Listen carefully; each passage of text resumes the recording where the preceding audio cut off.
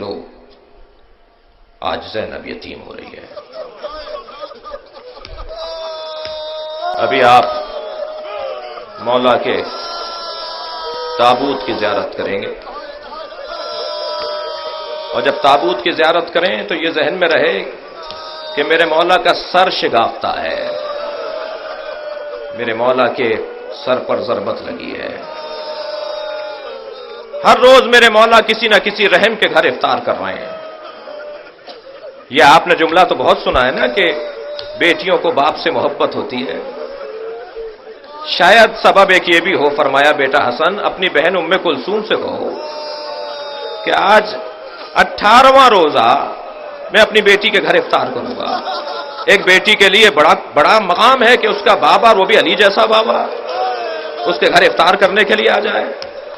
مولا کائنات پہنچے ہیں اپنے بچی کے گھر، جناب ام کلثوم نے دسترخوان بچھا دیا، ایک ظرف میں دودھ، ایک ظرف میں نمک اور بابا کی پسندیدہ روٹی، جو کی روٹی رکھ دی میرے مولا کے سامنے۔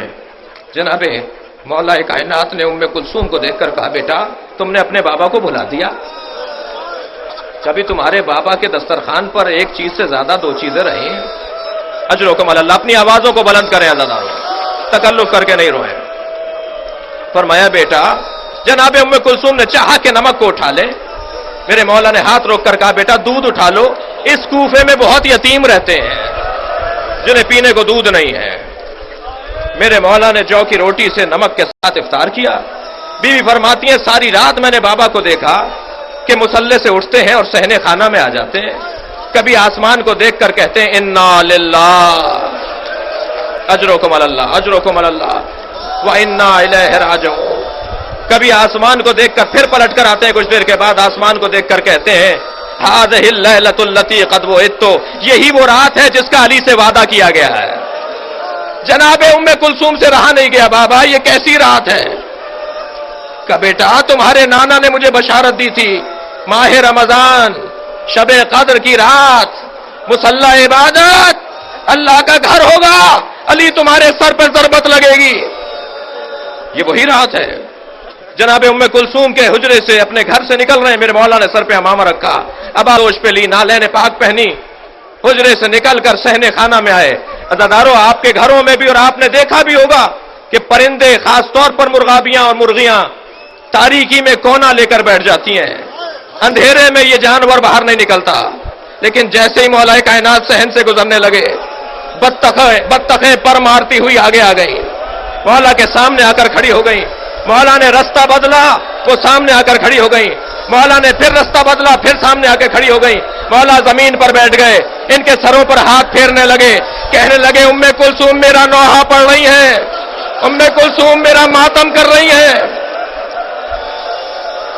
میرے مولا مسجد کوفہ میں پہنچے، اجرکم اللہ، سوئے ہوئے لوگوں کو اٹھایا، ابن ملزم سے کہا اٹھ، نماز کا وقت قریب ہے۔ جو علی اپنے قاتل کو بے نمازی پسند نہ کرے، وہ اپنے چاہنے والے کو بھی پسند نہیں کرے گا۔ میرے مولا نے ابن ملزم کو اٹھایا، مصلی عبادت پر گئے، نماز شروع کی۔